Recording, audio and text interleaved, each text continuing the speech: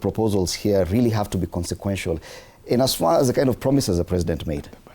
No, Fred, let me tell you first of all that many people of middle class like me and you and these people have not understood whom the president is. I don't see any budget there that is more of an election budget. And I want to explain to you why. First of all, why do you think that they are not putting money on production? It is easier to make money available for corruption in the consumption side of the economy than on production. Let's say, for example, the president says, I'll put 1 trillion on agriculture in Mount Kenya and Rift Valley. When you're giving farmers those things, it's difficult to get money from them in corruption. But it is easier to import these things in high quantities and first of all make deals with people who are importing, and also secondly lose that money through that side. I think you know what I'm trying to say. So when you look at this budget, the president is looking for how can he get the money and buy people, because that is his style. And he did it before. He's not concerned about putting money on how the economy can grow. But he's concerned about if he gets money to access, because this money mostly is going to be stolen, then after stealing the money, you'll use this money now to buy people, because he knows that the people will vote for him. Once you give them 500 shillings, 100 bob, they'll vote for you. But the economy is suffering. The main reason why the economy is suffering is huge corruption, Fred. And I've gone public. I took a paper in the Senate, and I explained that under the first president, Kenyatta, we lost 250 billion to corruption. The second president, for 24 years, we lost 1.2 trillion to corruption. The third president, Mwai Kibaki, we lost 610 billion in 10 years. Under Uhuru, we lost 608 billion to corruption. The sitting president has taken in corruption of losing 3.7 trillion in 3 years, which means he's stealing with a spoon. And because of that, it becomes a serious thing. So without trying to blame them, let me address why I'm telling you there's incompetence in the budget. And to tell you in numbers, Uhuru Kenyatta budget was, the last budget was 3.1 trillion. His budget is now 4.9 trillion, isn't it? That is a 63% increase in budget, isn't it? And don't call budget, now call it expenditure, because the expenditure has grown by 63%.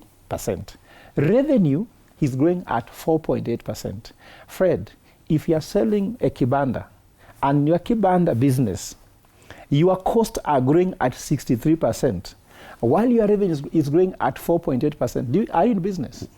So I'm telling you, this country is being run with the highest level of incompetence and impunity. Because any economist, I respect Badi to being the CS there. I've been told they're a team of experts. But my brother Badi, it does not make sense to me. Because you are an economist, you say you know that, isn't it? You came in because you said Kenya Kwanza was managing the economy. This is what you call true mismanagement. I go back and tell my brother the issue of the silver bullet. There is silver bullet in economics. I was an economist for European Central Bank. We turned around Greece, Spain, Portugal, and Italy with a silver bullet. And let me come home, because you'll say I'm talking about the West. Kibaki sat on a wheelchair and said, free primary education, that was a silver bullet. You know that? Mm-hmm. Because when immediately you say education was free, I saw some of my friends in the bank who resigned to set up a business to supply pens and stationery because there was booming economy. And when they did that, you could see when I tell you, you spend 28,000 a year on school fees for primary, then I say it is free. You have 28,000 shillings per year, even to set up a business, to do any other thing, or to buy other products. Then in taxation, you can actually get your money back. So I would not agree when he tells me that there is, I'm an economist, it happens. Okay. And then when you talk about the issue of the deficit, the budget, the previous budget, KRA was supposed to collect 2.1 trillion from taxation. They did not meet the targets. They did not meet target by, they fell short of 815 billion shillings. And it's because of the minimum by saying, when you tax more, you collect more. It doesn't happen.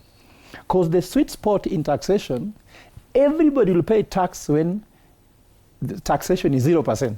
Can you believe if everybody will pay taxes if taxation is 0%?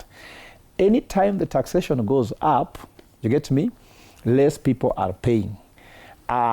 More than 52 companies which are listed with the register of companies are paying their taxes. Okay. So even without going, why do you start with Mama Mboga in Mutumba business when companies registered with employees, those Mutumba business in Gikomba, the ones in toys market, yes. They are not even registered. And we're not saying that the finance bill is only about Mitumba. There could be there are definitely other proposals that we've just pointed the highlights. Let me go to funds. Yeah. The fund penetration in Kenya is 163%, meaning that every Kenyan, I'm sure this month has like 3 phones. My brother here has like 4, isn't it? Me, I have 1 because I don't know how to handle 2 wives. Me, I only know how to handle 1. But many Kenyans have more than 1 SIM cards or 2 phones.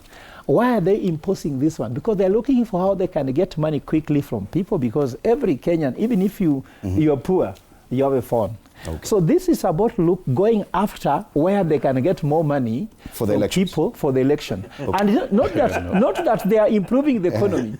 And final word on this, and I want you to comment about this being an election budget for William. Fred, let me just finish Fred, you requested us to have a very solid conversation around the economics, around the tax and the budget, and avoid it to the elections. Yeah, and then avoid introducing populist statements that cannot be backed, because you have to be fair to the people at home.